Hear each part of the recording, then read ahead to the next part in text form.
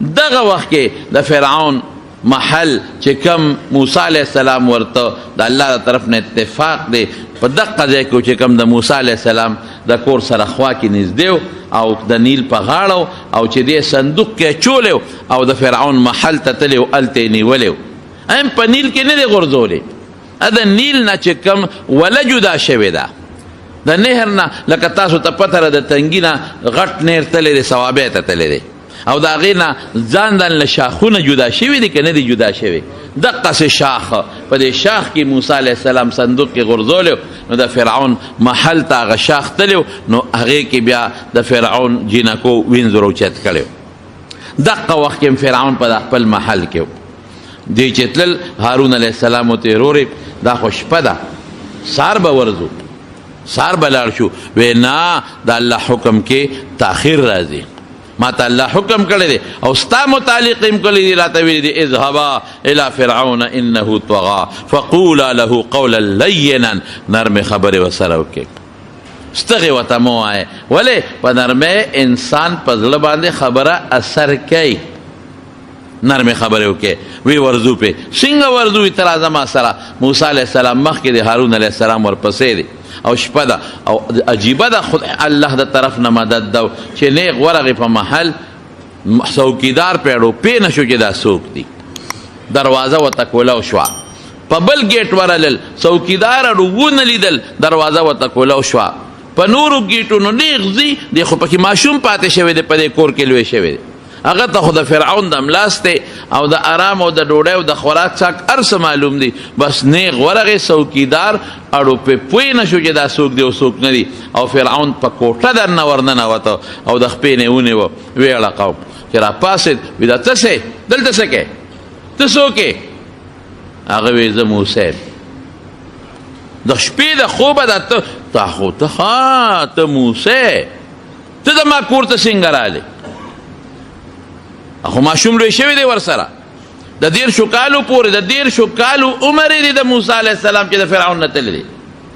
دا اوس تقریبا 10 کاله څه د پاسه واپس راځي 10 کاله یې بار تېر کړي دي نو فرعون غصه شو چې ته خو تللی تا خو سړی وجلی دی او همدقسې ورته وویې وایي تا خو په سړی وجلی دی ما ماشوم لوی کړی سړی دی ووجه لاړې اوس بیا رالی موسی علیه السلام ورته وی هغه زما جدا حیثیت اوس مې جدا حیثیت دی انی رسول من رب العالمین د خدای استازی یم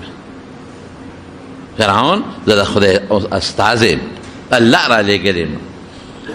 او مبلغک رسالت د خدای پیغام درته رسوم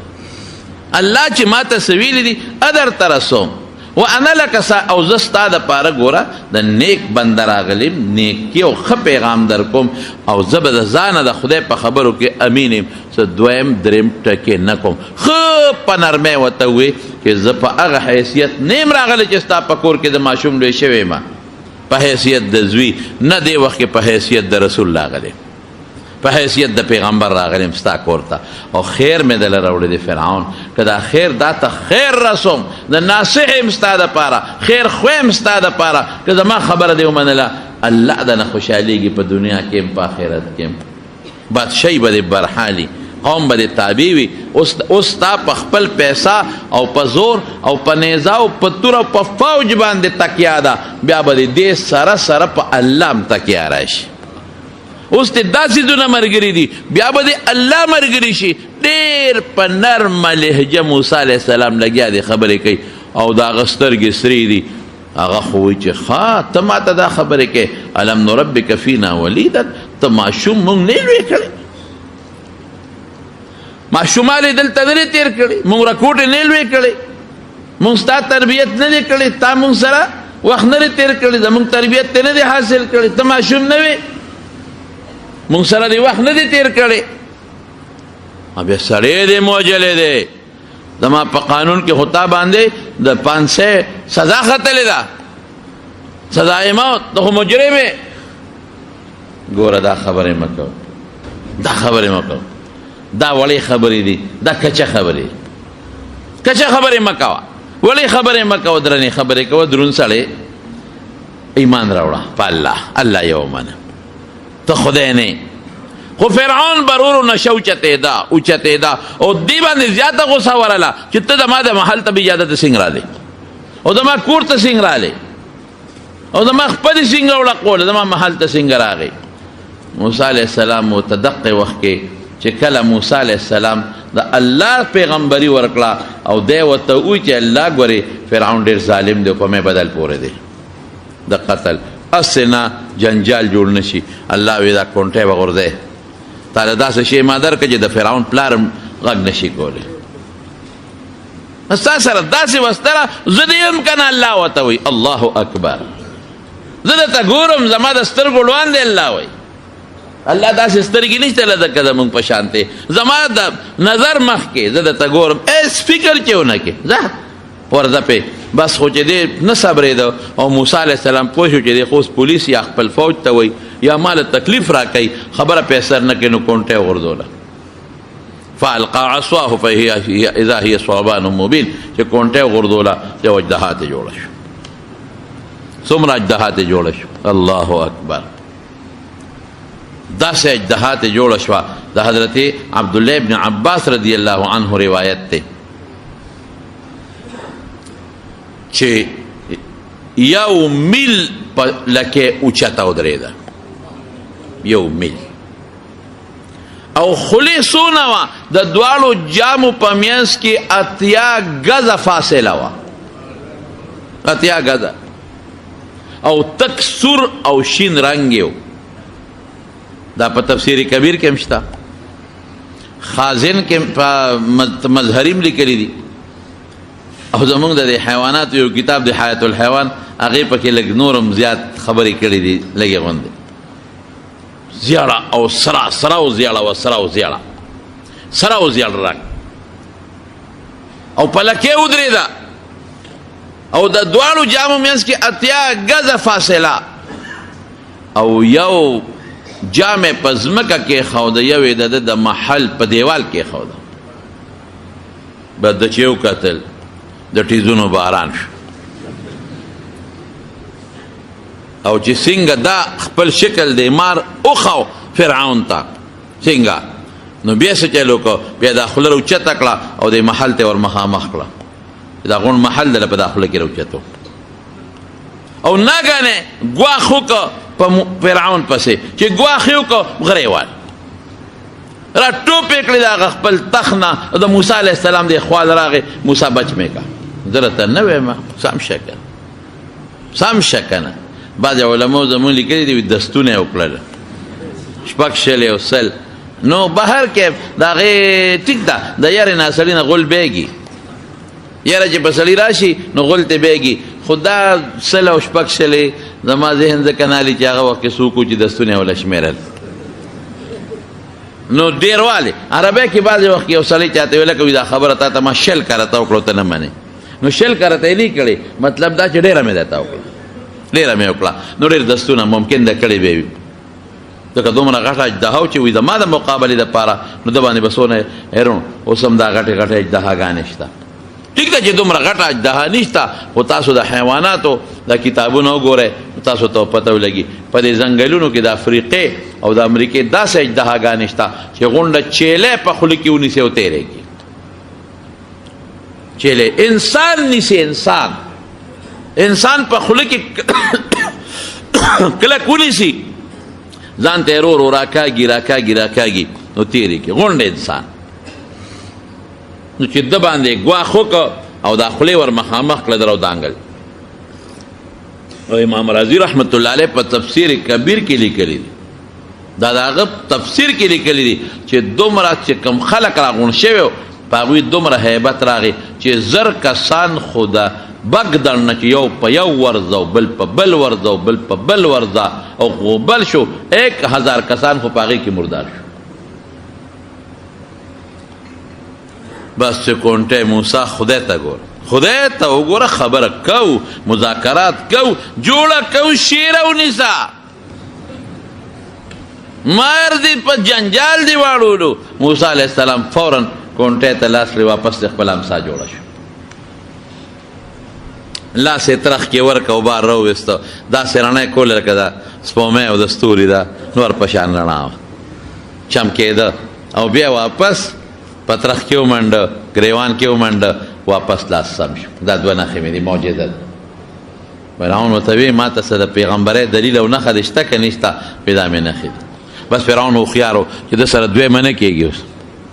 که دویم هم خو مار دی. اوس که یو کلپ یې راکړه خو والله که مې پته مو لګي. وی داسې کار کوم موسی لږ مهلت ته ماله راکړه مشوره کوم.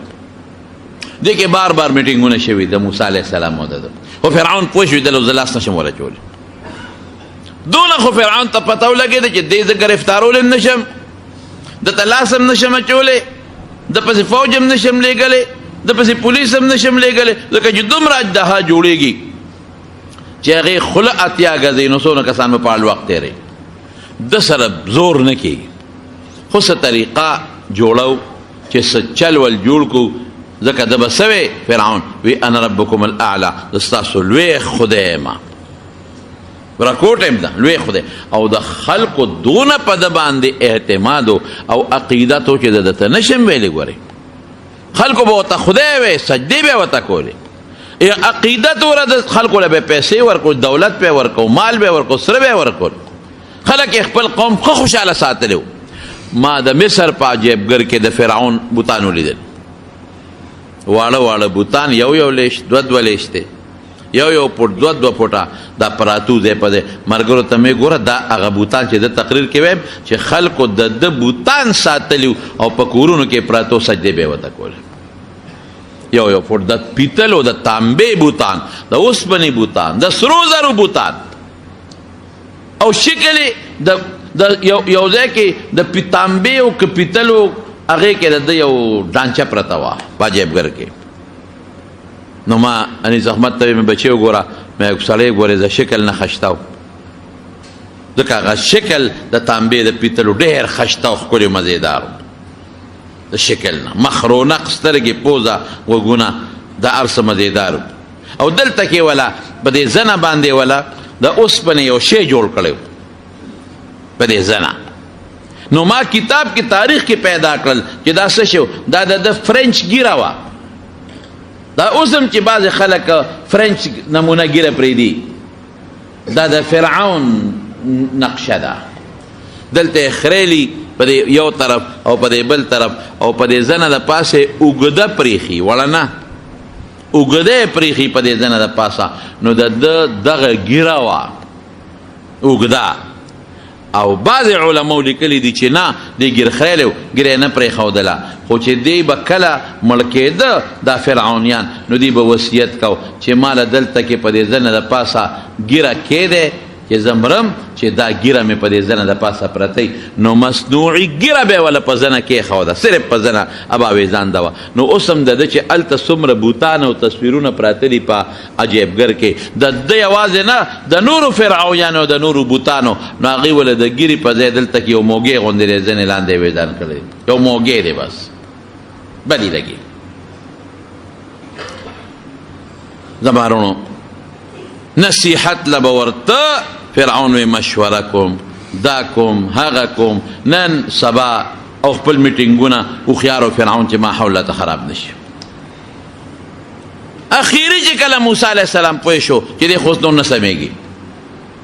دې کې نورې ډېرې واقعات منځ کې راغلي دي. دا یو ورځ نه ده، دوه ورځې نه دي، درې ورځې نه دي. موسی علیه السلام دمکی ورکړي چې ګورې ظالمانو، قوم ته دعوت ته ایمان ورکړی، د فرعون قوم ته هغوی ایمان نه دی راوړی، خو د فرعون تابعدار وای، فرعون ته خدای وي. نو کله پې الله پاک وینې نازلې کړي دي، کله پې الله پاک مولخان نازل کړي دي، کله پې الله پاک چیندخان نازل کړي دي، مختلف قسم عذابونه. او چې کله به عذاب راغی نو فرعون به موسی علیه السلام راوغوښته، وی ته راشه څه مشوره کوو، میټینګ کوو، ته د عذاب خدای ته ووایه چې لرې کړي، څه چل کوو، موږ څه مشوره کوو، کیدای شي موږ مسلمانان شو. دوه قومه په مصر کې اوسېدل، یو د فرعون د فراعنه او چې کوم تابعدار خلک وو، او یو د موسی علیه السلام قوم. د موسی علیه السلام قوم دا هغه چې د موسی علیه السلام د بني اسرائیلو، یعقوب علیه السلام 12 زامنو، 12. یوسف علیه السلام خو د مصر بادشاه شو، نو بیا پلار یعقوب علیه السلام سره د 11 ورونو مصر ته راغی. نو یعقوب علیہ السلام د یوسف علیہ السلام سره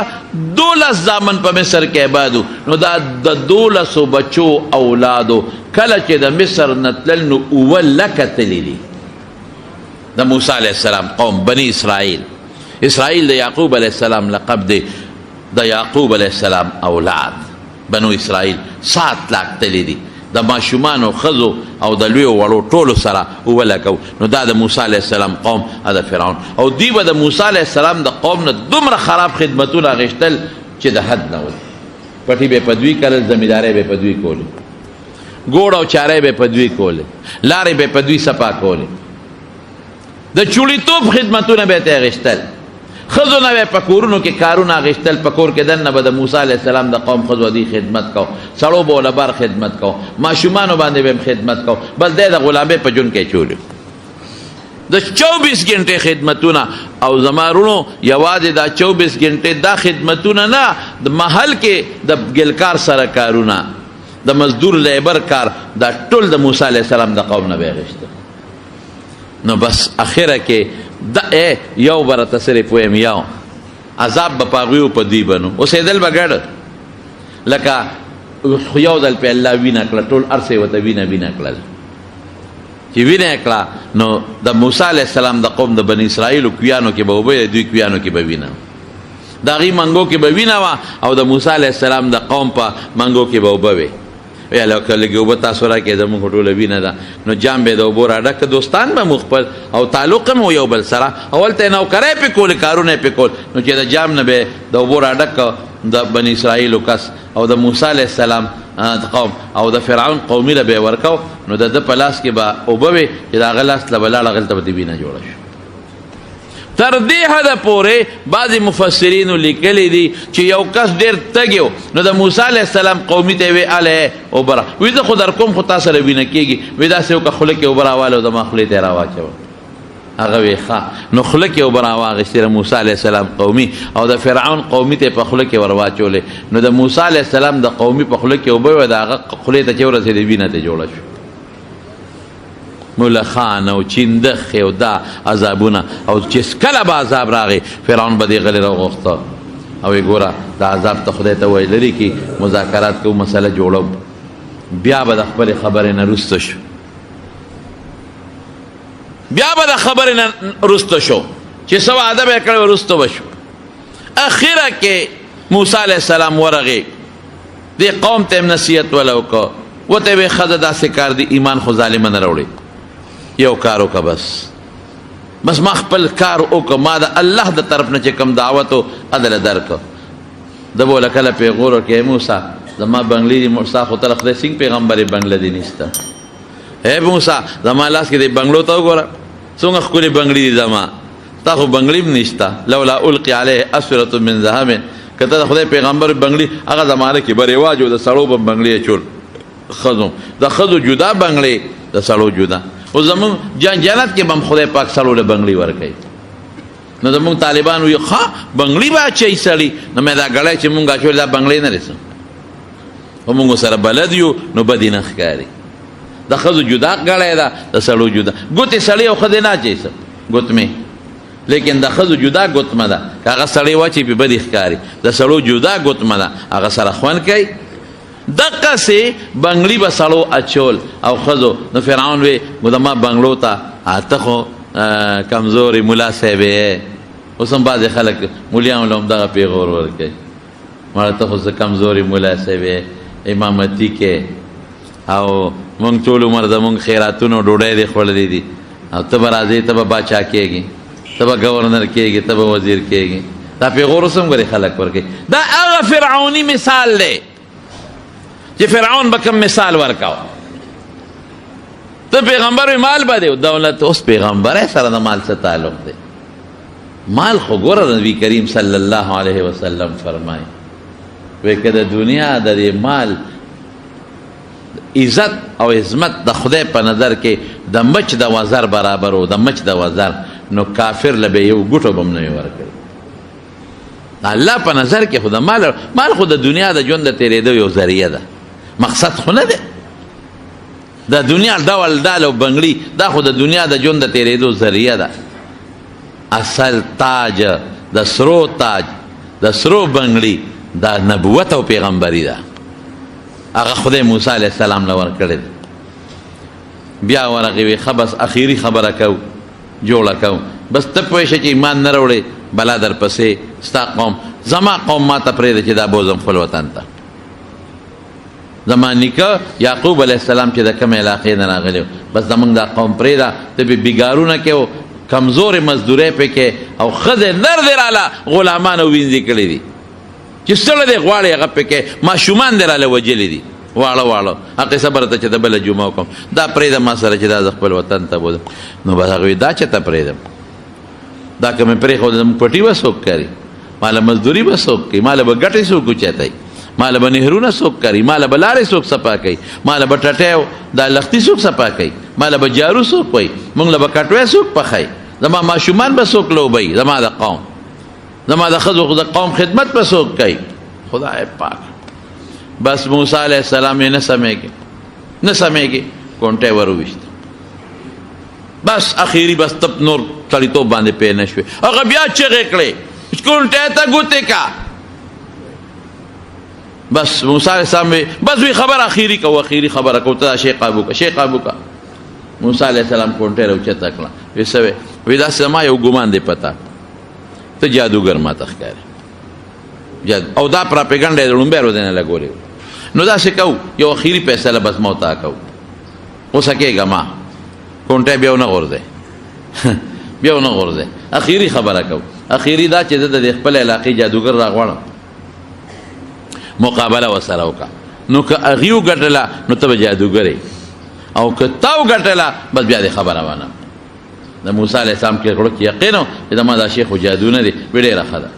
بس فرعون اعلان وکړه په ټول مصر او علاقه کې وی چې څومره جادوګران مشران دي ټول راغونډ کې ټول یې راوستل فرعون ته مخامخ وی دغسې موسی د امسا نه دغه جوړوي مار جوړوي وی موږ هم جوړولی شي او د مار د امسا نه د پړو نه هم دله جوړولی شو بس فرعون خو پې شو بس مقابله کو بس د جادوګر یو څو مشران یې راوستل کم ځای به مقابله کو موعدان یوم الزینه اختر له به دوی یو بار میدان ته وتل هلته به یې سرکس یو میلې لګولې وي لکه اوس هم په سرکس میله یو ځای کې لګي که نه هغې کې به شرابونه هم څکلې کېدل زناکاری به هم پکې کېدی بادشاه به مو وزیران به مو یو میله به وه وایي بس هغه د میلې ورځ او د میلې ډاګ او میدان مطلب د موسی علیه السلام دا چې زما دا غلبه دا ټوله دنیا په خپلو سترګو ویني ښه تیارې وکړه د میاشتو جادوګرو ښه تیارې یې وکړه او دې رسول د پارې اوبه ورکړې د پارې او چې چاله د نظربندۍ طاقت و امر للمیدان ته یا خوا موسی علیه السلام او هارون علیه السلام دي دوه په دوه بل خوا فرعونیان او د هغه جادوګر دي چې کوم مشر جادوګرو د ټولو هغه وی یا موسی موږ مخکې وغو اما ان تلقي و اما څنګه دي ان نکون نحن الملقین ته مخکې غورځئ که موږ مخکې وغورځو موسی علیه السلام تاسو مخکې وغورځوئ فاذا حبالهم وعصيهم يخيل إليه من سحرهم أنها تسعى دا غوی رسۍ چوکې چې وغورځولې نو هغه منډې والې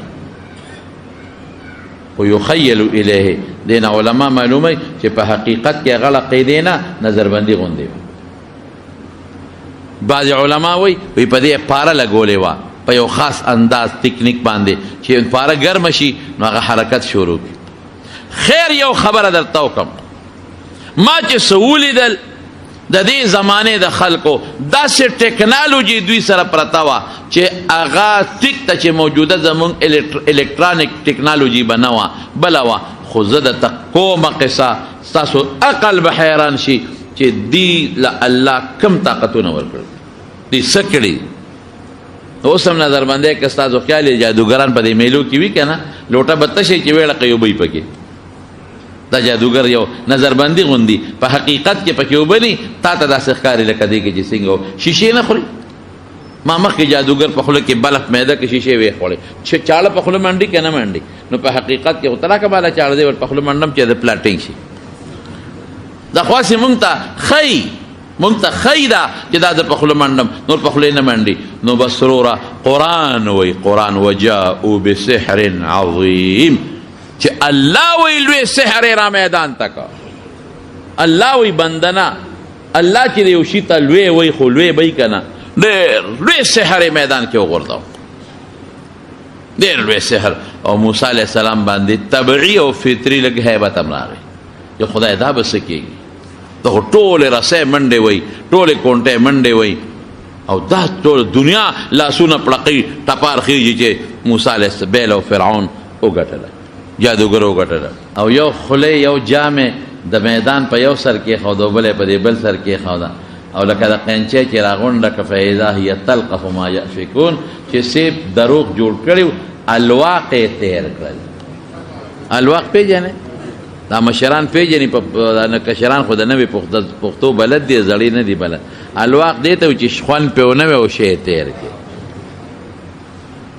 د فله داسې ده که او یا شی الواق تیر کړه الواق دا چې شخوان دې پې ونه وه تلقفو شخوان دې ونه وه او چې هر څوک غونډې تیر کړل او چې څوک شی تیر کی نو خېټه خو غټېږي که نه غټېږي مار کې دا صفت دی د مار خېټه خو څه داسې غټه چاټې خېټه نه چې د شي پته پکې نه لګي مار خو چې شی تیر کی نو موږ تاسو نه دي کتلی اکثر دا ماران تاسو وګورئ نو لاولې هغه شی په دې خېټه کې لقي رالقي غټي ورو ورو ازمیږي نو خېټه کمیږي نو چې دې کونټې که مار د موسی علیه السلام جوړ شو او د هر څه تیر کړل خېټه پې ډونه لقېده بس جادوګر پوه شو چې دا زمونږ دا خبره جادو دی او د موسی علیه السلام دا خبره جادو نه دی دا د الله د طرف نه معجزه ده بس ټولو جادوګرو اعلان وکړه آمنا برب موسی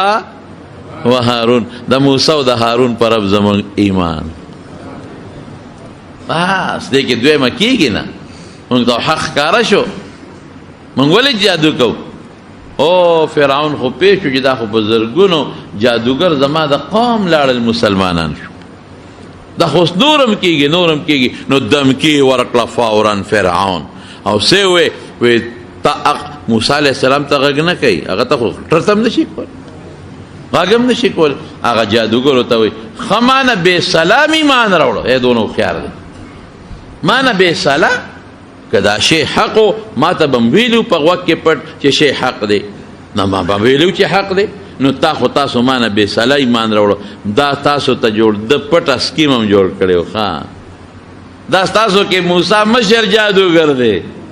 دا ستاسو مشر چل درته ده خولی دی دا ما ته هم سازش جوړ کړی و چې ته به دا وکړې موږ به دا وکړو بیا به در باندې ایمان راوړو دا خلک به مسلمانان شي زه ستاسو په سازش نه پوهېږم څه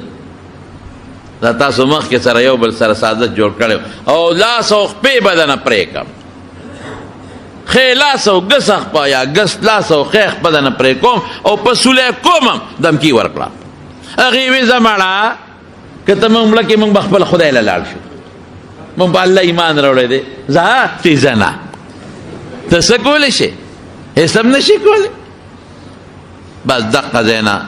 خبره جدا شو موسی علیه السلام په دې فکر کې و چې اوس په څه طریقه باندې ولې زور نه چلی ورسره یعنی یو علاج یو مارو بس زور نه چلی ولې هلته الله وی زور مه چلوه زما کار دی زه کومه الله وی ته به زور نه چلی چې سبا څوک دا ونه وایي چې دا اسلام جوړ په زور راغلی دی څوک دا ونه وایي چې خدای څوک خپلې مردۍ ته نه پرېږدي او په زور یې مسلمانوي او په مار ولا ټک ورکوي نو په زور یې مسلمانوي او څوک دا ونه وایي چې اړه خو یې نو خو دا د مار د ټک د وجې نه مسلمانان شو داسې نه زه ول سره داسې چل کوم بیمار یې دله بېغمه کوم کالي دې والې په دې یقین راشي نو هر یو کس هغه خپل مالک ته نیکې ته وي واده دې بېګاله موږ نه راځو ښه دا کالي راځي واده دې بېګاله نه راځو کالي دې غونډ کړل لاړل او موسی علیه السلام قوم دې ځای کې ځو راووتل چې راووتل بحر قلزم دی یو طرف ته بل طرف ته بل دریاب دی یو بحیره ده منځ کې اوچه لار وه اوس هغه اوچه لار نشته اوس پکې نهر سویس جوړ شوی دی برطانیې چې په دې علاقه حکومت هغې پکې نهر سویس جوړ کړی دی هغه زمانه کې نهر سویس نو موسی علیه السلام روغه لاره اوچه خطا کړه او په بحر قلزم ورغی قوم ورته وایي دا دې څوک کړل سمه لار دې پرېښوه په بله ورلې وی بس ما ته الله وایي تاسې ځه نو چې څنګه الله ویزا یا الله قوم خو ټول وایي چې دا لاره غلطه ده، دا خو په سمندر دریاب ورله، دغه د بحر قلزم دا د بحر فارس نه یو چوه راغلی ده، خو چوه څه بحر قلزم د سمندر دریاب دی، کشتۍ لوی لوی غرونه د غرونو په شان بحري بیړۍ پکې ګرځي، یو خوا غر دی لوی غر دی یو طرف ته او بل طرف ته وادي سینا او د تیه میدان دی، دی کې راغلی دی لار دی غله. الله ما ته خو ټول قوم وی ته درته امضا او دی کې فرعون خبر شو، چې خبر شو فرعون ورپسې د 2 لښکر راوویست، 1,00,000 تیر اندازو غشو والا، 1,00,000 شاه سوارانو، 1,00,000 نیزو والو او سره د خلکو سټول دو سره روان شو، اسونه دیو اتیان دیو نیزی دیو، نه پریدو چېرته دوی به موږ نه کم خوا دي وتوی قوم وتوی او یو خوا په دریاب دی راوغورځولو، بل خوا دشمن دی راپسې، موږ درته وایو چې لار دی غلطه ده، موږ سره خو چاکو چاړم نشته، به څه کوو؟ موسی علیه السلام هم فکرمند شو، الله ته وی انا لمدرکون، دغه دی الله راغلل راپسې. فلما تراءى الفئتان یو بل یې ولیدل قال انا لمدرکون، قالوا انا لمدرکون، الاندې شو سه الله څه دی وکړه، الله سره دا څه شو، مونږ خو هغه د مخامخ کاري، کلا تاسو نشئ رالاندې کولی، زه در سره یم، زه شبه چې در قلزم ته راورسېدل الله اوس څه وکړم، وی په دې کونټۍ دریاب ووهه دریاب په دې کونټۍ باندې او 12 لارې درته جوړوم، 12 د قوم دي، هر قوم پوه کا چې په یو لار به خپل قوم ځي، او چې کونټۍ باندې سنګ دریاب اوهو 12 لارې پکې جوړه شي، 12 او الله اعلان وکړ، موسی علیه السلام اعلان وکړ 1 نمبر لار د پلان کی قوم، 2 د پلان کی، 3 د پلان کی، 4 د پلان کی، شابه جدا کېږي چې دا تقسیم شي چې زر په تیر شو، او په دا دریاب کې په دا ویخ کې ولا فورا الله هوا لګولا او چې کوتا او او به په میانس کې ودرېدې، او به خو بیګې خو ودرېږي نه، ودرېدې لکه شیشې غوندې چې یو بل تخکاري چې یاره پرې رانشي، به دی روان شو په دریاب کې ځي چې دوی پورې وتل، دی کې فرعون راورسېد، وی دی فرعون لږ تساهل وکړه چې یاره نه ورځم. جبریل علیه السلام په یو اس په سور راغی چې هغه اس په و چې دا وار راوړي، داسې اس په باندې وه، نو چې هغې د دې اس مخې ته کړه، نو د فرعون د اس هغه بوی پرې ولګېده، نو چې اس په دې مخکې شو ورپسې شو، ټول هلاک شو، قصه ختم. دغه خدایي وه، دغه فرعون الله پاک حکم وکړه دریاب ته وی بارې وغورځوه، او دغه وخت سره چې ځنکدنو د مرګ فرشتې یې ولیدې چغې مو والې، انی آمنتو بربی، موسی پر رب نم ایمان دی، الله وی کلا دغه اوس نه کېږي، اوس خو دې دوزخ ولیده، د مرګ فرشتې دې ولیدلې، اوس ته ایمان کم ځای قبلېږي. الله وی الیوم ننجیک ببدنک لتکون لمن خلفک آیه، بدن دې بچ کومه چې تر قیامته پورې خلکو دپاره د عبرت نمونه شي. نو دریاب بار راوغورځو، قوم ګرځېده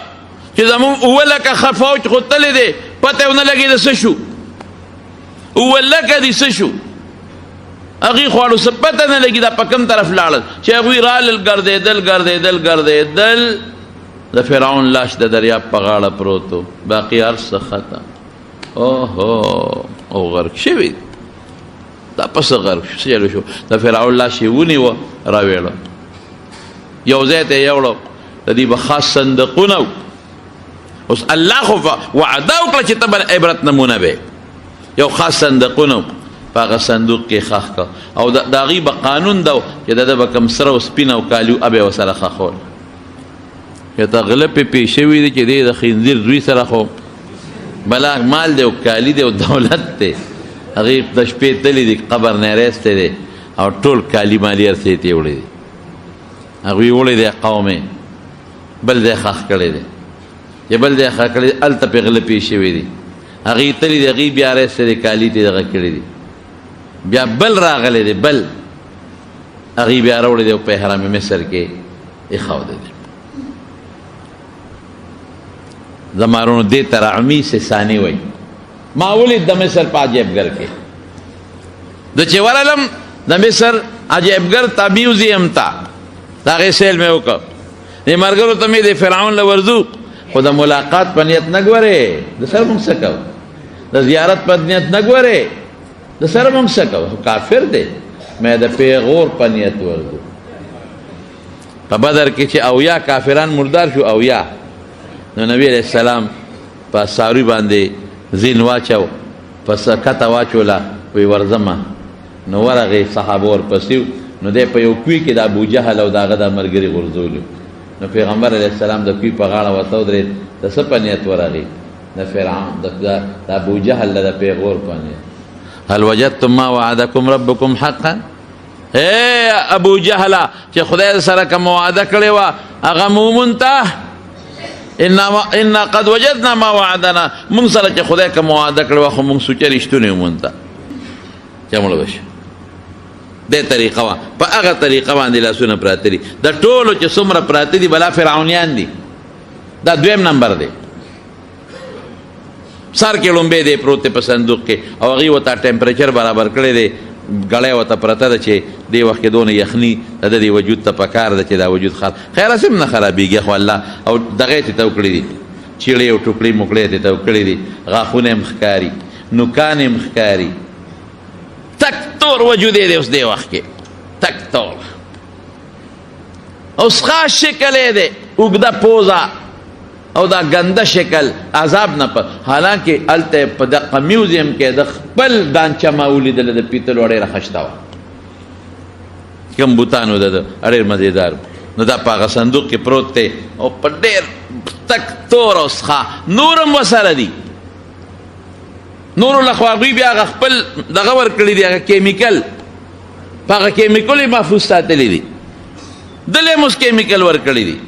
فرانس ته یې وړی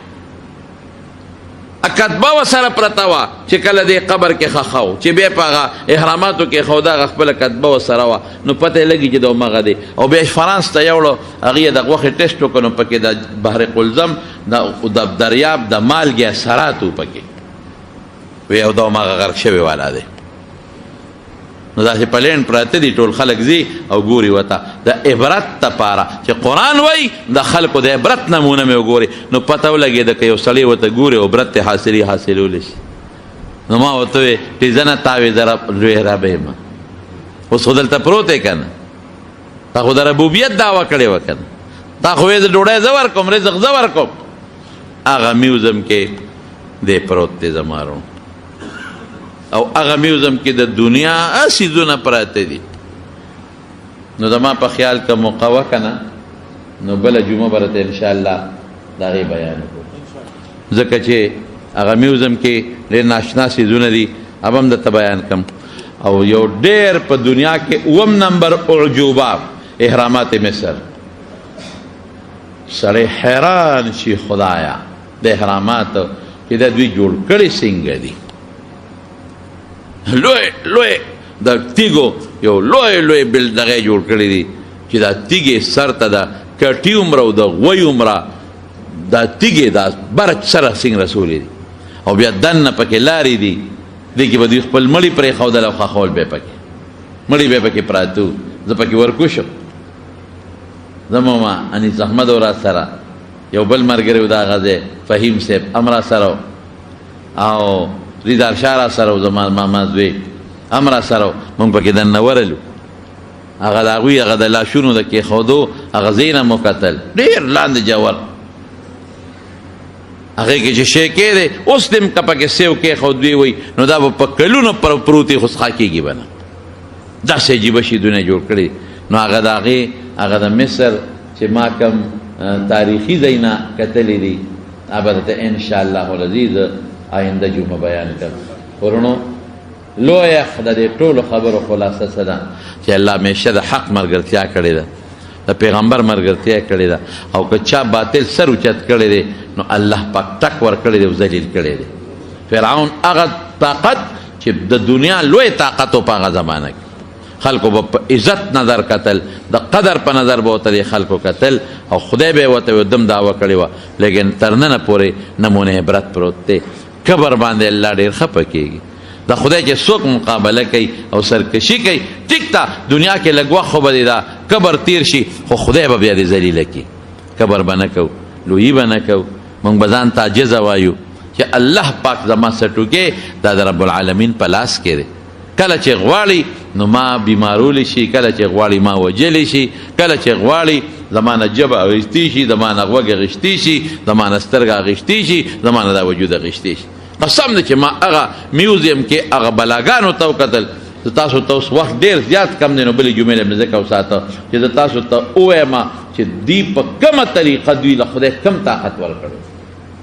دوی له خدای کم طاقتونه ورکړي دوی کم بلډینګان جوړ کړي دي اوهو او دوی چې په هغه میوزیم کې د دوی د زمانې کمې نښې پرتې دي یاره زه وایم موږ خو په سترګو ولیدل تاسو به هم نه منئ چې دا ملا څه وایي الله دې موږ د سرکشۍ نه د لویۍ نه او د تکبر نه په امن و امان کې وساتي خو دې علماو باندې تکلیفونه هم ډېر تېر شوي دي لکه دغه عالم چې کم صاحب د مبسوط دی امام سرخسی د به شاګردانو ته دا کتاب خاو د به املاوې شاګردانو به لیکه بادشاه راواخېسته او کوی کې غورځو هغه پخواني د افغانستان دا کویان او د شاړو تاسو به نه لیدلې ډېر جوري ډېر جور کویان وي یو شل کویان وي نو بادشاه راواخېسته او ملا صاحب تا داسې ځای کې قیدو ما چې پته به درته ولګي نو کوی کې غورځو او شاګردانو ته یې ویې ځئ ورځئ پولیس یې مقرر کړه چې راویې نه باسي دی به هم په دا کوی کې وي په دا کوی کې به مري دا کوی به یې قبري او که تاسو ډوډۍ موډۍ ورکوئ کوي ته ورغورځوئ دا څومره سخت ظلم څومره زیاتې زه بیا دلته حیران شم تېره جمعه هم تاسو ته ما ویلي چې خلک وایي د علماو څه کړي دي قسم دی چې په کم تکلیف سره علم او دین دی علماو مونږ ته رسولی دی په دغه تکلیف ډاکټري مونږ ته نه ده رارسېدلی په دغه تکلیف انجینیرنګ سیسټم مونږ ته نه دی رسېدلی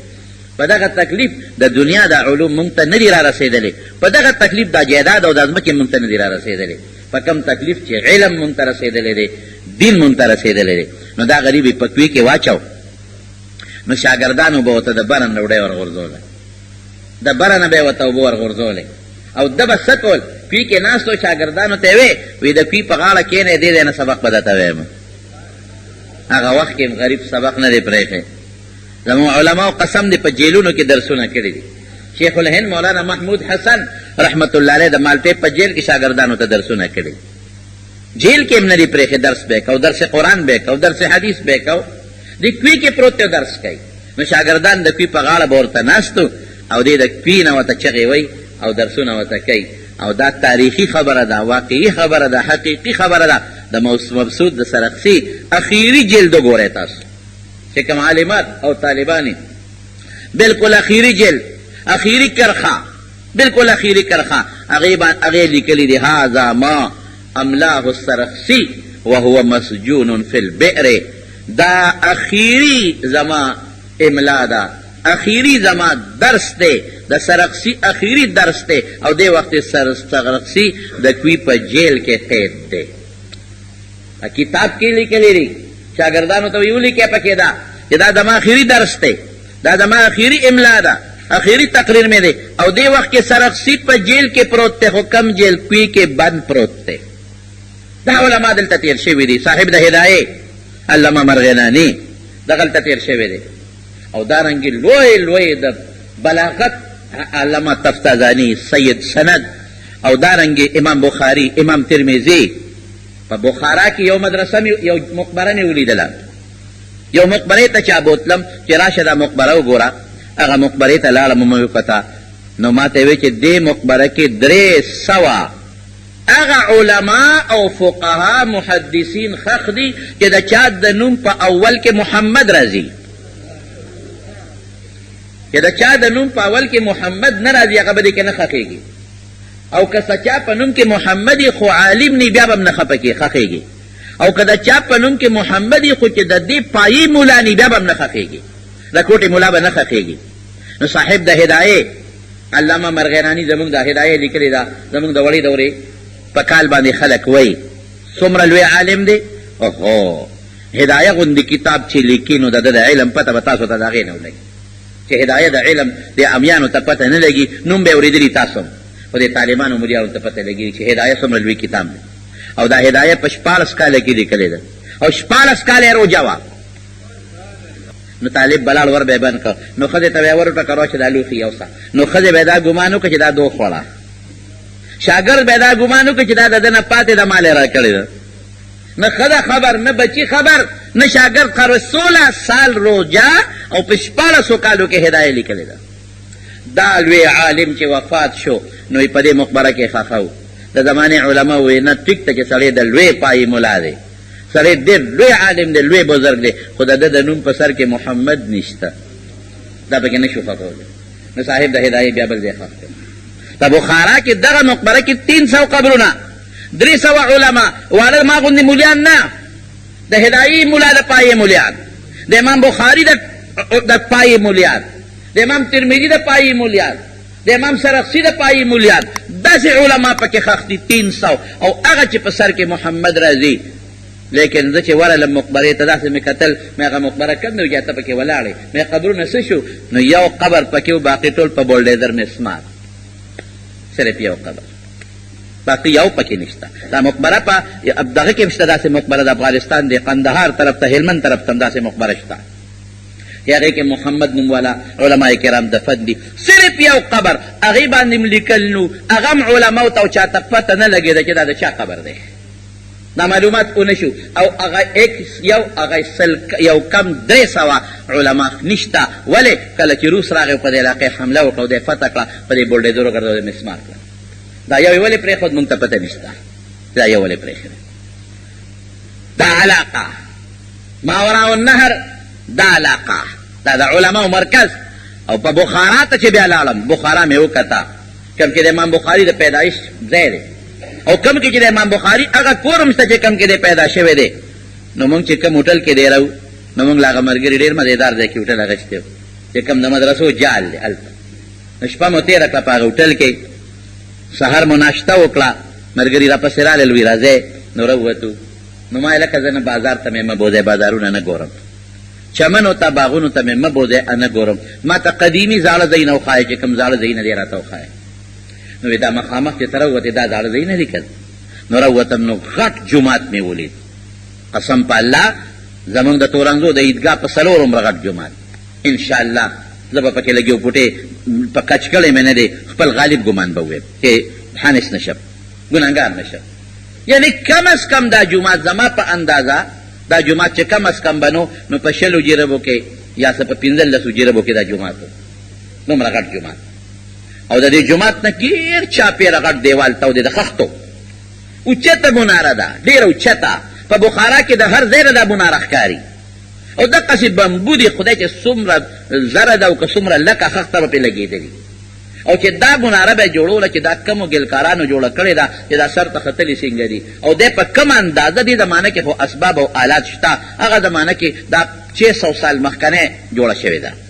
د نن 600 کاله مخکې دا جومات جوړ شوی دی او 600 کاله مخکې د نن دا مناره جوړه شوې ده نو هلته نه بیا جومات ته وردن نه شوم چې جومات ته دن نه شوم جومات مې وکته نو ګیر چاپېره برنډې دي ګیر چاپېره مکمل برنډې دي او چې ورننوځې نو برنډه هم د ښي طرف ته هم کوټه ده ګس طرف ته هم کوټه ده ډېر شاندارې برنډې دي د خښتو خو ډیزاین ډېر مزې ده چې ته قابل د هغه زمانې انجینیر ډیزاین کړې ده چې ته ارکیټیک او نقشې والو بهترین طریقې سره ډیزاینینګ کړی دی نو چې مخکې قبلې ته لاړو محراب ته ورسېدو نو محراب نه یو طرف ته کمره ده کوټه ده د برنډې په سر کې بل طرف ته کمرې یعنې څو کمرې هم پکې شته برنډې هم دي او کمرې هم پکې شته محراب له ورسېدو په محراب کې موږ سره د سپلو ګرځېدو نه پکې پوړ شته نه پکې قالین شته نه پکې جانماز شته هېڅ نشته او یوازې زه نه انګریزان سړي او ښځې هم پکې ګرځي او روسیان سړي او ښځې هم پکې ګرځي او ټور والا چې کم سیر و تفریح له خلق راغلی دی جومات کې اوپن کلاو ګرځي او چا سر ویډیو کیمرې دی هغه په هغې تصویرونه وباسي ولې ناشنا جومات دی قیمتي جومات دی هغه جومات دی چې هغه د یو دغه سره تعلق لري څه ورته وایي دا هغه خلک چې دا زاړه ځایونه ګوري هغې سره تعلق لري آثار قدیمه نو ښځې هم ګرځي جنکې هم ګرځي سړي هم ګرځي مسلمانان هم ګرځي کافر هم ګرځي څوک په موبایلو تصویرونه وباسي څوک ویډیوګانې جوړوي انګریزان لګیا دي په کیمرو وباسي چا سره ترجمان دی ولې هغه خلک په اردو نه پوهېږي هغه خلک په عربۍ نه پوهېږي هغه خلک په انګریزۍ هم پوره نه پوهېږي ایک آدوکا که یو کس د انګلیش وردی با یعنی خلکو له انګلیش هم نه وردی دغه خلک یا په روسۍ پوهېږي یا په ازبکۍ پوهېږي ازبکي خپله ژبه ده او روسي پې د روس مسلط شوې ژبه ده په دغه دو ژبو پوهېږي باقي ډېرو خلکو له پکې روسي هم نه وردي ازبکي وردي نو په ژبه کې لږ مشکلات دي دا ټول خلک ګرځي تصویرونه محراب ته لاړم ومې کړ محراب سره خوا کې مې وکتل لاندې فرشونه دي او خلک پې د خپو سره ګرځي یو کوټه وه ښي طرف ته د محراب هغې ته شیشې لګېدلې وې چې مې وکتل هلکه مې دې کې خو جومات شته نو هغې ته بیا سپلی ویستې ورلو زمونږ د دې جومات په نیمه ځای راګیر کړی و زمونږ د دې جومات د دې کوټې په نیمه ځای د دې کوټې په نیمه ځای دی راګیر کړی و شیشې ورته لګولې وې دی منزله جوړ کړی دی هغې کې خلک منځ کوي نو چې ورننوتم نو ما ملګرو ته ویې راشئ اندازه ولګوئ مې دې نه معلومېږي چې خلک کم راځي وی ولې مې مصله او جانماز سر کې نه دی پروت لاندې وروسته پروت دی لکه دا جانماز چې راوالې او اغستنو په میانځ کې واچئ نو ګوره چې خلک ډېري نو جانماز مخکې پروت او چې کم جومات کې خلک کم راځي نو جانماز په خپل ځای نه پروت کم ځای پروت رستو نو جانماز رستو پروت یو دوو صفو ته مې معلومېږي دا چې دلته کې خلک مونځ له راځي خو ډېر کم یو خوا بل خوا ګورو چې درس پکې شته که نه نو ما ته ملګری وایي ما ماما زوی دیدار شاه جي صاحب ما ته وی راشه وی دا د درس پکې کېږي خوشحاله شم چې ورغلمه نو زنانه وې خو بوډیګانې زنانه ټولې بوډیګانې وې هغې مونږ ته کتل چې دا خمولیان څه کوي او د هغې خواهش مو چې دی راشي زمونږ دا درس واوري خو مونږ حیا کوله ورنرلو نو دوه استادانې وې ورته او هغه وشمېرلې څلېرویشت زنانه وې څلېرویشت زنانه دي او دوه ورته استادانې زنانه ناستې دي هغې ورته درس کوي خو دوی نه مخونه پټوي نه سر پټوي خو چې دا قرآن درس و نو صرف سرونه یې پټ کړي نو ستر نه کوي نو ما ورته غوږ کېښود چې دوی څه سبق وایي نو الف زبر او با زبر بی وې دغه یې درس دا لومبی قاعده چې ورته تاسو وایې بغدادی پټی چې تاسو ته وایې دغه بغدادی پټی او قاعده دی زده کول او دی ورته خول نو ما وی الله دې دی کې به یو وخت کې امام څوک و د کمې زمانې فقیه محدث مفسر عالم به دلته امام او چې الله دې سپونو کې بس څومره لویو لویو علماو منځونه کړي امامتۍ به کړي بانګونه به کړي نن پکې پیرنګیان ګرځي او تصویرونه پکې وباسي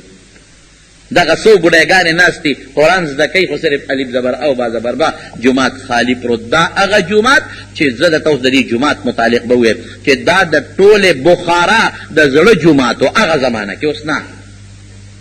ځکه د دې نه ګیر چاپېره د مدرسو یو جال پروت دی د دې جومات نه ګیر چاپېره د مدرسو یو ډېر لوی جال دی عظیم الشان جال د مدرسو نو چې اومې کتل نو مخامخ بالکل دا د لارې نه یو طرف ته دا جومات او د لارې نه بل طرف ته اپوزیټ سایډ بالکل مخامخ دروازې ته مدرسه ده مدرسې ته ورلو وردن نه شو چې مدرسې ته څنګه وردن نه شو یو څو هلکان د مدرسې نه راووتل ما دې تپوس وکړ مې دلته راشئ سبق وایې هغې له لږه لږه عربي ورتله وی او کوم ځای سبق وایې وی دې مدرسه کې وایو نو ما ورته وی چې څومره هلکان دی مدرسه کې یې نو هغه وی یو 130 که 15 تقریبا څو درجې سبق پکې وایې 4 درجې بس 4 کاله دلته سبق دی دې کې بچې څه زده کوې دې کې اسلامي علوم هم زده کوو انګریزي هم پکې زده کوو خپله ژبه هم پکې زده کوو او نور څه د دنیا علوم هم زده کوو ما وی افسوس چې 4 کاله کې ته انګریزي هم زده کوې په 4 کاله کې ته دیني علمونه هم زده کوې په 4 کاله کې ته عربي هم زده کوې په 4 کاله کې ته خپل تاریخ او جغرافیه او هسټري هم زده کوې دا به څه تعلیم یې خو هغه ته مې غږ ونه کړ ځکه عربي هم غریب له سمه نه ورتله مې به دقه 4 کاله وی دا 4 کاله مې بچې دا مخامخ څه شی دی وی دا مدرسه ده مې دې کې طالبان شته نو ویې خندل وی نه دا مغلقه بنده ده جرنده ده دا ولې جرنده ده وی به جرنده ده نو ما چا جرنده کړې ده حکومت پکې څوک پرېږدي نه نه وی څوک پکې سبق نشته څوک پکې سبق ووایي نو زه پوه شم چې دا خلک د دې مدرسو نه به منزله دې جومات ته راتلل ځکه مدرسو کې دننه جومات نشته نو یوه مدرسه ده جرنده ده صاحب بله مدرسه کولو ده نو چې ورننوتو نو د مدرسې په خوله کې یو سړی ناست و چې مې وکتل مخامخه مې داسې شی دی دا قبرونه دي مې دا د چا قبرونه دي نو څو علما یاد کړل نیکان یاد کړل د هغوی قبرونه دي بهر کې هغې نه چې راووتو چې په لاره مخکې لاړو هلته بله مدرسه ده نو چې ښي طرف ته لار کې تو شو هلته بله مدرسه ده نو چې ګس طرف ته مې وکتل نو بله مدرسه ده نو ځم په دې لاره نو یو خوا مدرسه بل خوا مدرسه چې یو ختمیږي بله مدرسه چې بله ختمیږي بله مدرسه دینی اسلامی. نو چې لار کې تاویږم نو مخامخ مدرسه، نو ښي طرف ته مدرسه، نو چې بل خوا تاویږم هلته مدرسه، نو چې دې خوا هم تاویږم مدرسه. نو ما 1.5 کیلومیټر 2 کیلومیټره په دې لارو کې غټو غټو لارو کې غټې لارې، زمونږ د دې لارو نه غټې لارې دي، زمونږ د تورنګزو د دې لارو نه غټې لارې دي چې ښه 2 ګاډي پکې برخ پاس کیدی شي. دې لارو کې چې لاړو اومو ګتل نو یو لارې نه یو خوا مدرسه، بل خوا مخامخ مدرسه، شاته دا 1.5 کیلومیټر 2 کیلومیټره مزل ما وکړ، خو مدرسې ختمې نه شوې. دونه مدرسې، خو دا ټولې مدرسې جرنده پرتې دي، بعضې جرنده دي، او بعضو ته چې ورغلمه نو بې اختیاره مې سترګو نه اوښکو دارې ووالې، بې اختیاره مې سترګو نه اوښکو دارې ووالې. یوې مدرسې ته وردن نه شوم، بلې ته بلې ته بلې ته بلې ته، نو څه جرنده پرتې دي، او چې کمې کولو دي نو هغې کې زنانه او جینکۍ سامانونه خرڅوي. او کم سامان خرڅوي؟ هینډي کرافټس، دا زاړه د لاسو جوړ شوی سامان،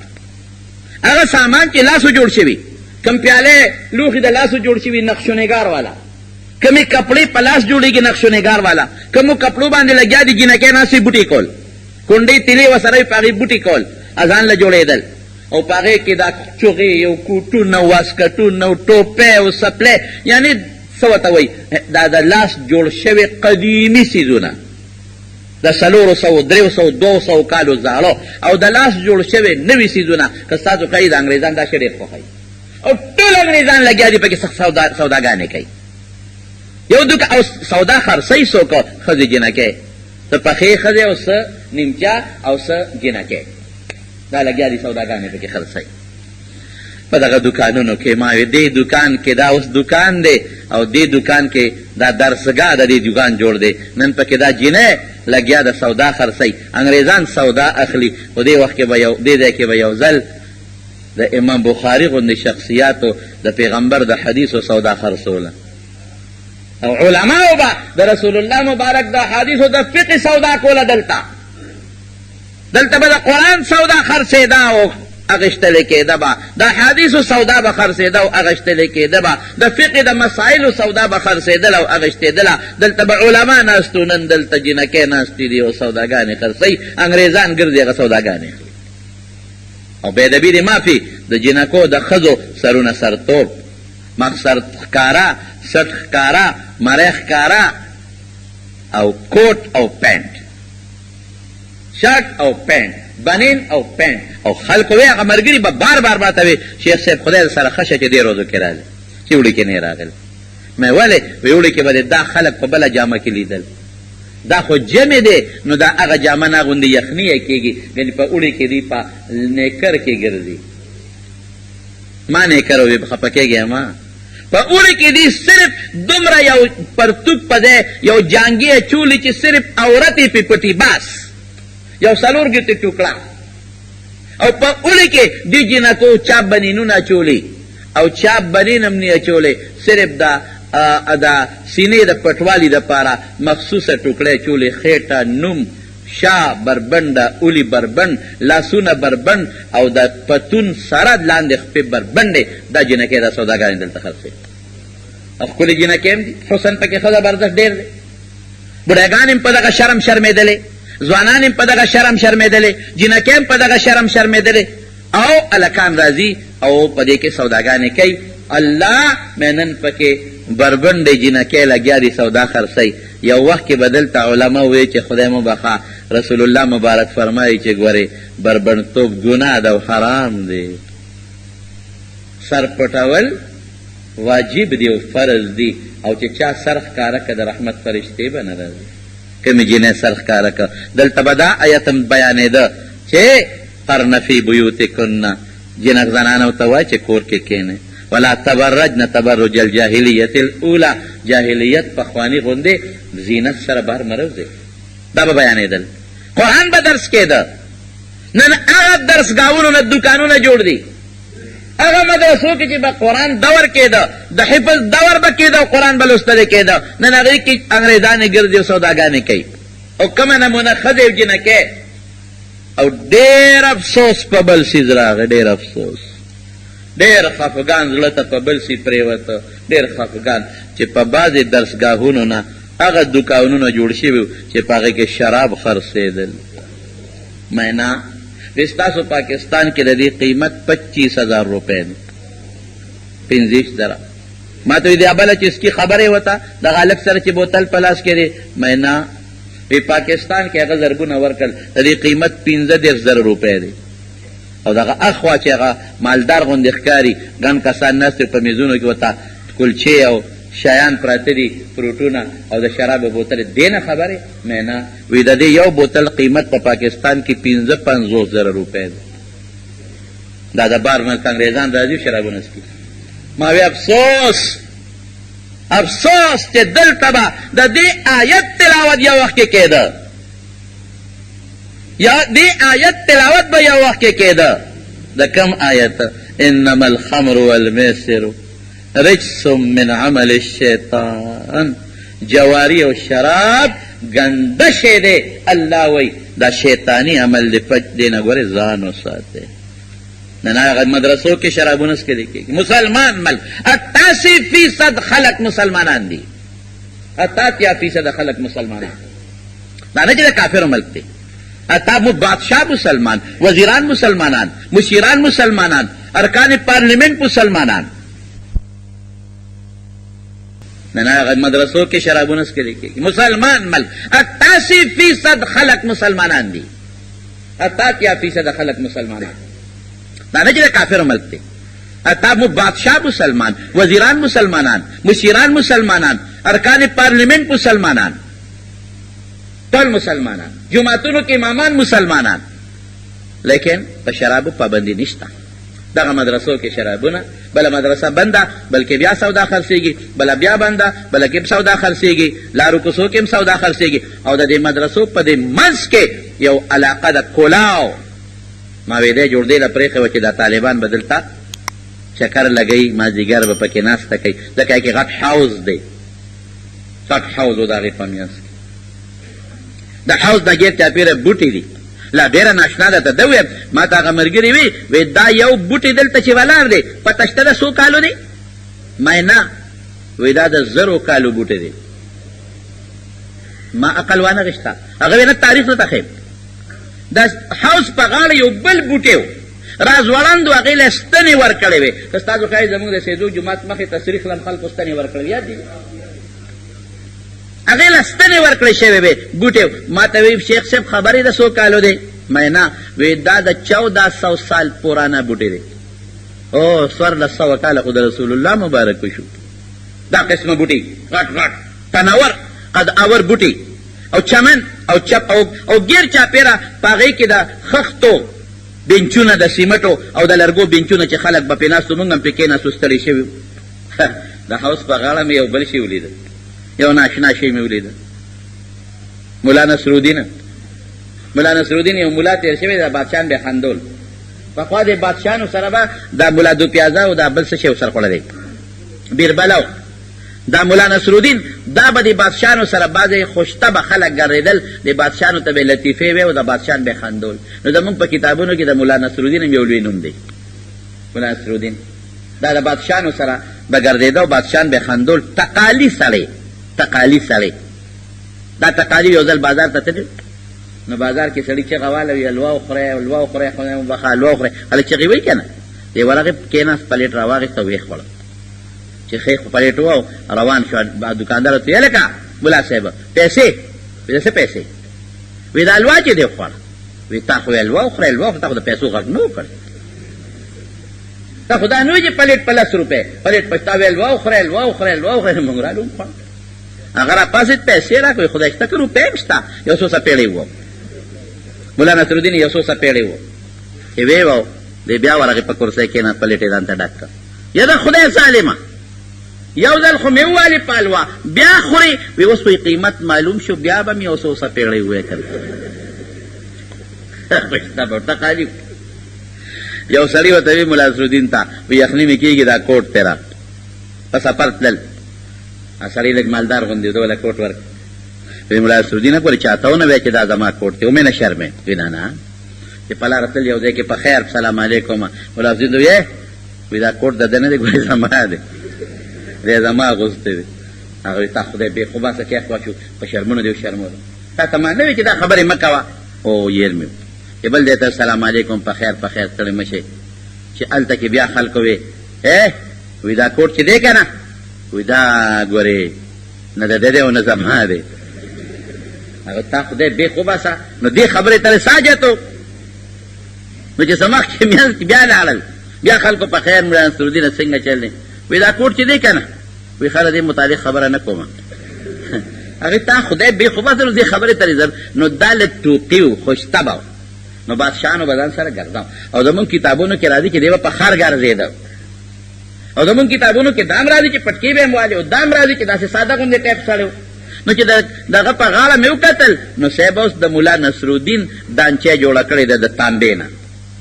او خر یې هم جوړ کړی دی نو په خر د پاسه ملا نصرالدین سور دی په خر د پاسه ملا نصرالدین سور دی او هغه خر د تانبې د پیتلو دی د ده دانچی هغه بوتین د پیتلو جوړ کړی دی او هغسې واسکټ هغه زور سادګۍ سره او پڼې یې ورته خپو کې جوړې دي یو پڼۍ په نیمه په خپه کې د نیمه په ځمکه پرته ده بلې په دې ګوتو د میانځ کې ویزان ده ده او پټکۍ ورته والی دی دا ملا نصرالدین لکه یو تاریخي سړی دی نو د دې تاریخي انسان هغوی هلته د خر باقاعده خر یې ورته جوړ کړی دی او د هغه د وجود یو بوت یې جوړ کړی دی زما وروڼو دا بخارا وه اوس هم خلک وایي اشنغر بخارا ده وایي ما به وایي چې دا ولې خلک وایي لکه بخارا کې ډېرې مدرسې نو په اشنغر کې هم ډېرې مدرسې پلانکې علاقه هلکه سمه بخارا ده سم سمرقند دی هلکه د دې څه مطلب نو موږ به وایي چې هلکه بخارا کې مولیان ډېر تېر شوي دي نو سمرقند او دا هم ټیک ده چې مولیان هم ډېر تېر شوي دي خو مطلب یې هم دی چې په بخارا او په دې علاقو کې د مدرسو یو جال و جال په سلګونو زرګونو مدرسې وې او د خلکو د علم سره او د دین سره مینه وه الحمدلله لکه زمونږ د اشنغر د خلکو د پاکستان او زمونږ د صوبې خیبر پښتونخوا د ټولو محبت شته او الحمدلله زه د خپل علاقې لکه هر ګجر د خپلې میخي صفت د پیو کوي که نه نو زه دا هم وایم چې زمونږ د اشنغر د خلکو الحمدلله د علم سره ډېره زیاته مینه ده دا مدرسې دي هم دا خلک یې ساتي طالبان هم دا خلک په جوماتونو کې ساتي ډوډۍ ورکوي چای ورکوي باقاعده د بجلی انتظام یې کوي او په ښه نظر علماو ته او طالبانو ته الحمدلله زموږ د وطن خلک ګوري دغسې هغه زمانه وه نو دا په سوونو زرګونو مدرسې شاړې پرتې صرف یو مدرسه کې دغه 134 135 واړه هلکانو سبق وی چې هغه هلکانو هم ګیرې خریلې وی چې چا سبق وی او چې کوم استادانو ورته سبقونه خیل نو هغه هم ګیرې خریلي استادان هم پتلونونه اچولي هلکان هم پتلونونه اچولي استادان هم په کوټ پینټ شرټ کې ګرځېدل او هلکان هم په پینټونو په شرټونو کې ګرځېدل د استاذ په سر پټکې ټوپۍ خو څه کوې اسم نو ګیره برېت نشته نه پټکې نه ټوپۍ لکه د یو عام د سکول یا د یو کالج هغه سکول کالج چې هغې کې پینټ شرټ استعمالي د هغې یو استاد او هلکان هم دقسې کولو سر او کولو مټ او کولو ټوپۍ په لاره باندې روان دي لاس کې یو کتاب نیولی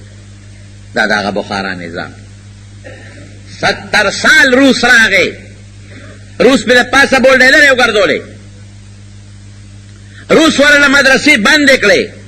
روس والا مدرسے روان نکلے روس ورته مقبرے روان نکلے او پلکونو کتابونو چې د لاس لیکلي کتابونو د لاس لیکلي هغه پلکونو کتابونو ته تلی ورته کړل ختم یې کړل او دا یوازې اسلام سره نه د عیسایت سره ځکه د روس اصل خلقو عیسایانو په روس کې چې کوم اصل باشندگانو هغه عیسایانو او یهودیان پکې وو بس روس چې راغی مذهب ته تلی وو عیسایت هم دوړه ختم یې کړ ګرجې روانې کړې د عیسایانو کتابونه وسوځول او چې کوم د عیسایانو پادریانو هغه ټول ختم کړل مړه کړل د یهودیانو چې کوم مشرانو هغه مړه کړل مولیان یې ولا مړه کړل او د یهودیانو هغه چې کوم عبادت خانې وې هغه مکمل ختم کړې او کتابونه یې ولا وسوځول دغه رنګ اسلام نوم دین عیسایت ته او یهودیت ته او اسلام دی هغه بالکل ختم کړ او کومه واوریدل چې چا په خلی کلمه وې چې سرمن ته وباسل بس ختم کور کې دنه قرآن شریف که چا وی چې دې کور کې قرآن شریف ته کور به ختمو بلکې قرآن شریف خو څه کې چې د ګوتې عمره عربي عبارت هم په کوم کور کې گیر شو سزای موت دا د روس نه ده ما په سترګو ولیدل که نه ما ولیدل هر څه په سترګو دا راته خلکو قصې وکړې چې مونږ ته خپلو پلارانو ویلې دي چې زمونږ علما چې د چا ګیرې به وې او د کوم انسان به نیوه دس شوټ کو به د چا به ګیره و شوټ کاو کومې ښځې به پرده کوله شوټ کوله یو درست شروع دی او دا اعلان قرآن شریفونه یې راوړل زمونږ د مشرانو مخکې تي دي ورته کل ویسوځو دا زمونږ لیدل زمونږ مشرانو چې دې ته اور برغرغان غندلی او اعلان وکړه چې کوم کور کې قرآن شریف ولیدلی شو سزای موت بله دویمه نشته قرآن شریف خو څه کوي چې دوه کرښې عربي د چا په کور کې راوخته دوه کرښې عربي هغه لم سزای موت الله یو عالم خبره کوله وي په لاره تلم پیر ذوالفقار صاحب هغه د ما نه مخکې د علاقو ته هغه ډېر تللی وي په لاره تلم یو ښځه راله وي مسلمانان یې مونږ وي او وی قرآن شریف د سره شته نه مونږ قرآن شریف راوویسته چې او دا قرآن شریف دی وی جنۍ به ښځې به ښکله و بوډۍ ښځه وه ښکله به ښکله به جړلې مونږ وی دا ولې ورته جاړې الله وی 70 سال پس مې قرآن شریف ولیدل او یا کاله پس ما قرآن شریف ولیدل ولې تاسو کړه ویل انقلاب چې راغی قرآن شریفونه ټول غونډ کړل ویسوځول او اعلان یې وکړه چې که دوه ګوتې عربي هم چا کور کې ګیره شو نه به وجنو به ختم علم ختم دین ختم اسلام ختم ورونو دا مونږ چې وایو د مولا وجود ضروري دی ولې ضروري دی که مولا نی که نه نو علم تعلق د مولا سره دی ګاڼی چې نی ته ګوړه نشي جوړول دا قانون دی ګاڼی چې نی ته ګوړه جوړولی شي نشي جوړول د تیلو مشین او د تیلو ګاڼی چې نی ته د شړشم به پروت یې خو ته تې تیل استی شي نه نشي دا قانون دی چقندر به ډېر وکړې خو چې میل نی ته تې چینی ویستی شي نه نو چې مولا نی دین ته اسم نشي کولی قرآن باندې سره پروت یې خو ایست نشي کولی حدیث باندې سره پراته یې خو ایست نشي کولی هغه مولا ختم که مدرسه ختم کړه روس قرآن یې ختم که ورشه اوس خلک یې وګوره خلک یې دي مسلمانان قسم په خدای که د مسلمانۍ نه خبر دي قسم مې راته وخوړ کلمې نه ورځي چورلټ نه ورځي بیا لاړو یو بل قبر له د چا قبر له لاړو د یو ډېر لوی شخصیت قبر له ډېر لوی سړی چې د بخارا په یو څنګ کې په یو غاړه کې پروت دی د بخارا نه 3 کیلومتر بار خو اوس د بخارا په علاقه کې راځي او د دنیا خلک ولا روان دی هغه له لاړو خواجه بهاءالدین نقشبند رحمت الله علیه دغه قبر ته لاړو خواجه بهاءالدین نقشبند دی په 728 هجری کې پیدا شوی دی 930 هجری کې او په 1327 عیسوي کې پیدا دی 1327 او عیسوي ده او 728 هجری کې په دغه بخارا کې او بیا وفات شوی دی په 21 فروری 1390 عیسوي کې 72 سال د عمرو 2 کاله او دې چې په کومه علاقه کې پیدا دی هغې ته هندوان وایي اوس هم په دې نوم مشهوره ده هندوان او کوم کلي کې چې دی پیدا دی هغې کلي ته قصر عارفان وایي عارف د خدای ولی ته وایي چې د الله د ذات او د الله د صفاتو معرفت وتی عالم ته وایي دغه علاقه کې د دنیا اولیاء او بزرګان تیر شوي دي دې کې دی پیدا شوی دی او دغه مقبول انسان دی دنیا خلق را روان دی قبر لا د دنیا خلق سلیم را روان دی خدم خو ما تاسو ته وایي چې هلته سړو د ښځو د جدا پیشن نشته ګډ پیشن دی هلک بناسي جنۍ به ورسره کښېني مرجع خلایق دنیا خلق را روان دی قبر لا خواجه بهاءالدین نقشبند رحمت الله علیه په قبر یې ما ولیدل نوم لیکلی دی محمد او عجیبه دا ده چې د پلار نوم یې محمد دی د ده نوم محمد او د پلار نوم محمد او بهاءالدین د ده لقب دی او نقشبند ورته وایي دا نقشبند ورته ولې وایي دا د سلسلې 4 سلسلې دي نن سبا مروجې چې کومې عامې تصوف سلسلې دي قادریه مبارکه او چشتیه مبارکه سهروردیه مبارکه او نقشبندیه مبارکه دا 4 سلسلې دي دا پیران چې خلکو له بیعت وکړي او بیا خلکو ته طریقت او سبقونه ښیي او خلیفې کړي نو څوک د نقشبندیې پیر دی څوک د قادریې پیر دی څوک د سهروردیې پیر دی او څوک د چشتیې پیر دی دا 4 طریقې دي نو دا نقشبند دا نقشبندیه چې وي دنه ورته وایي د دنه مخکې به دې سلسلې بل نوم د حضرت ابوبکر صدیق رضی الله عنه د زمانې نه والا وروسته یو ډېر لوی بزرګ تېر شوی دی عبدالخالق عجوداني دا د دې نقشبندي پیر دی د هغه پورې د دې نوم ته به غجدواني وي غجدوانیه به ورته وي تویفوریه به ورته وي د حضرت تویفور رحمت الله علیه نه پس د عبدالخالق غجدوانی رحمت الله علیه پورې دې ته به طیفوریه وي. او بیا د عبدالخالق عجدوانی شاگردو دا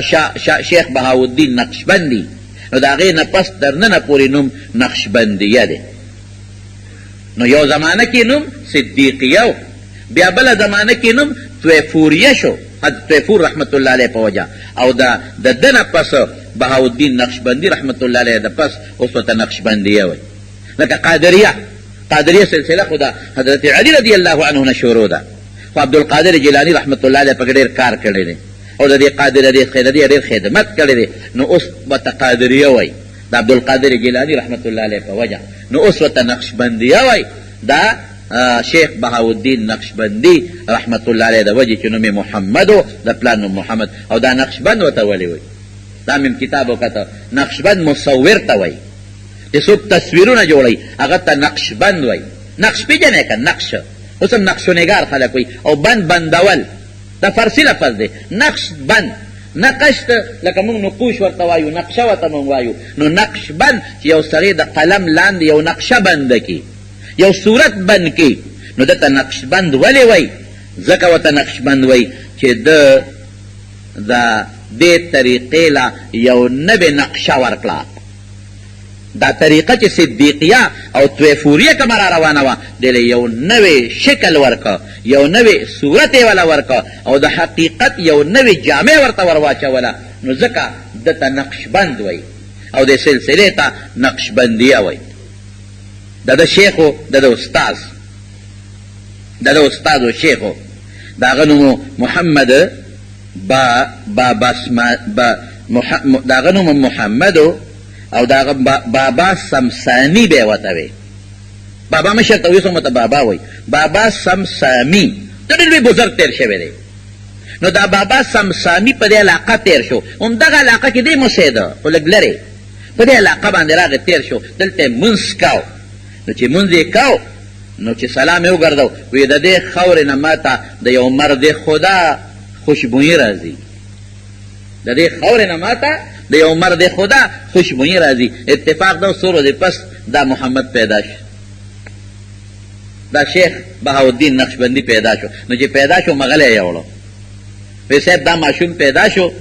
او دته لږه دعا وکړه. نو چې هغه ورته وکتل، وی ما ته چې د کشف شوی او د کمې خاورې نه ما ته یو مرد خدا هغه خوشبویي محسوسېدله، د دې ماشوم نه به الله هغه مرد خدا جوړوي، ده نه به جوړېږي. دا د کشف خاوندان په دې علاقه تېر دي، او دا ماشوم به زما فرزند دی روحاني، ماله به رالیږې. نو چې لږ پخه به د هغه ورته ګوټي هم خپله ورکړه. سنت طریقه دا ده مستحبه، یو ماشوم به یو بزرګ له یو عالم له بوځې، نو هغه به له ګوټي ورکوي، نو هغه له خپله ګوټي هم ورکړه، غېږ کې هم واخېسته او دوی هم ورته وکړله. نو چې کله دې پخه به د پېښ شو، نو هغه بابا سمسامي دی بوته، بابا سمسامي ځان سره وساته، او د هغه نه پس بیا هغه یو ډېر لوی بزرګ و خواجه عبدالخالق عجدوانی، خواجه عبدالخالق عجدوانی هغه له ورکړه، بیا دې ماشوم تربیت وکړه. نو د ټوله زندګي د خواجه عبدالخالق عجدوانی سره تېره کړه. چې هغه وفات شو دله خلافت ورکړه. نو ده ورته وی صاحب ما ته وصیت وکړه. اوهو څه وصیت ورته کوي؟ زموږ نن سبا پیران مه ګوره، دې پیر ته م ګوره، د نقشبندیې چیرمین ته م ګوره، نقشبندیې سلسلې مشر ته م ګوره. نو هغه شیخ عبدالخالق عجدوانی رحمت الله علیه ورته وی بچې یو څو وصیتونه درته کوم، په هغې عمل کوه.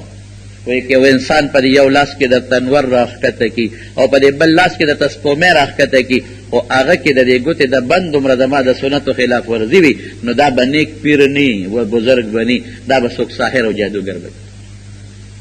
نیکي چې ګورې د رسول الله مبارک په سنتو به ګورې، په هغې پرکار به ورته تاوی، د سنتو په چشمه په عینک به ورته ګورې. دې د سنتو پابند دی که نه دی؟ که دې د سنتو پابند نه دی، دا پیر نه دی، دا د خدای ولی نه دی. دله ښځې راځي، دله جنکۍ راځي، د هغې له په لاسونو ډبونه ورکوي. لکه پنجاب کې دا شی شته، نیکان هم شته، بدعمل هم شته، دا به چرې پیر نه وي. دله خلک راځي په خپو کې سجدې ورته کوي، دا ظالم دی، دا به پیر نه. د ګیره خریلې ده، دا به پیر نه.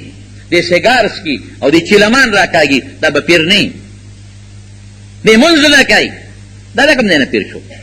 هلکه پیر صاحب خو د مونځ نه کوي، دا شته په دې سندمن کې،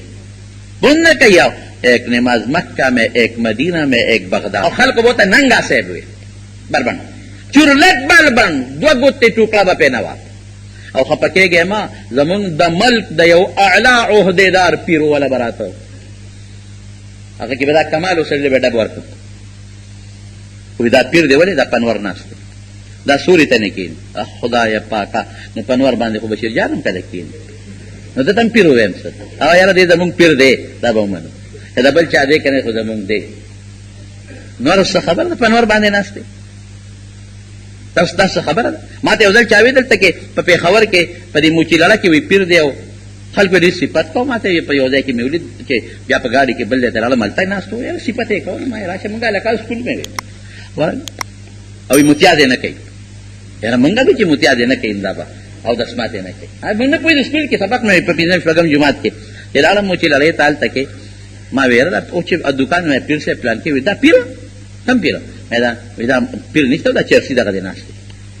یاره چې مې وکتل چې په هغه دوکان کې د چرسو یو ښه بینو او یو ورته نهه چرسیان راته و دا شرلار ختېده اصبلو والا یو بوډا بابا هغه ته مې ما ته وچوي چې دا پیر دی نو یې کته ورته پیر وی وایي مونږ خو نه په مانځو لیده نه په نفلو لید نه په روجو لیده دغسې چرسونه سکي او مې باباجي خلک وایي چې دی او دسمات یې نه کوي یاره وایي د چا مخکې به یې نه کړی او ته داسې کار وکړه چې سار راشه د شپې نه سار نو تا ته به دره دا هغه سوټ او خیم کې سونه کوي تا ته به هغه سوټ او خیم کې دی بوساله غول خو دلته پراتی صاحب څوک یې کوي همدې پکې پروت دی یعنې زموږ د خلقو نه عقل تښتېدلی دی یو ساحر به د سحر دوه درې څیزونه به یې زده کړي ناشتا کار به وکړي خلک وایي پیر دی پیر هغه دی چې د رسول الله مبارک په دیره کې دننه ژوند دی چې د الله وایي زه نه وایم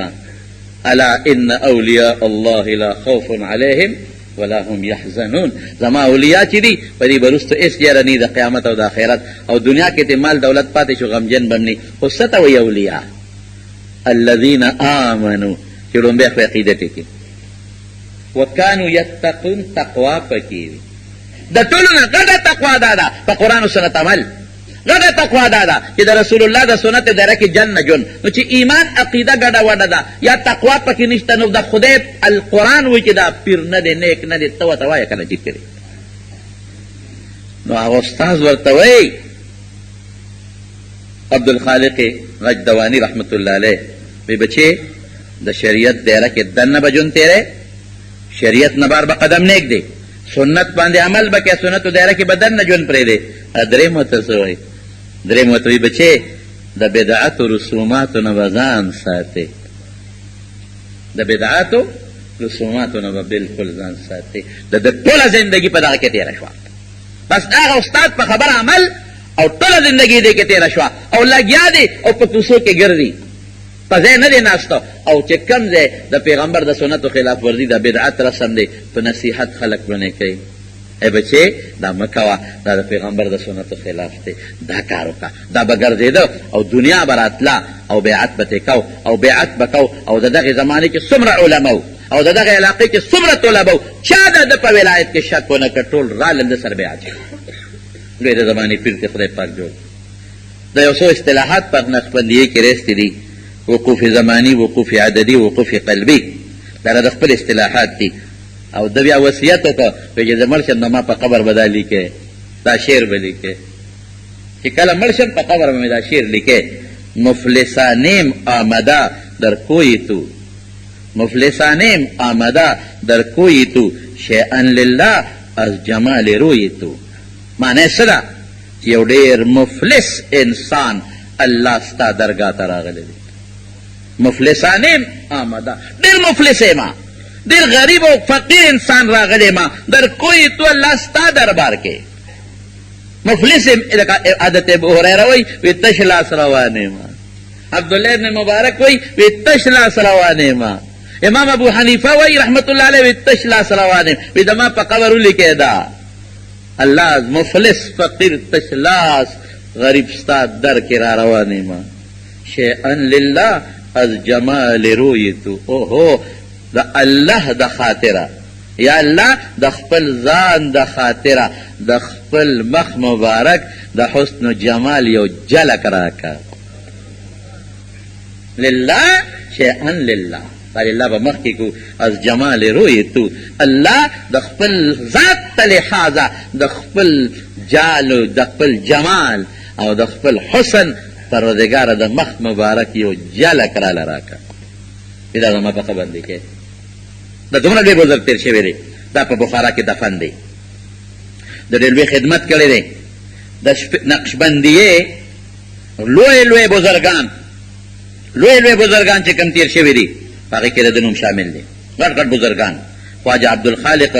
غجدواني چې د پیرو یو دی سید بهاءالدین نقشبندي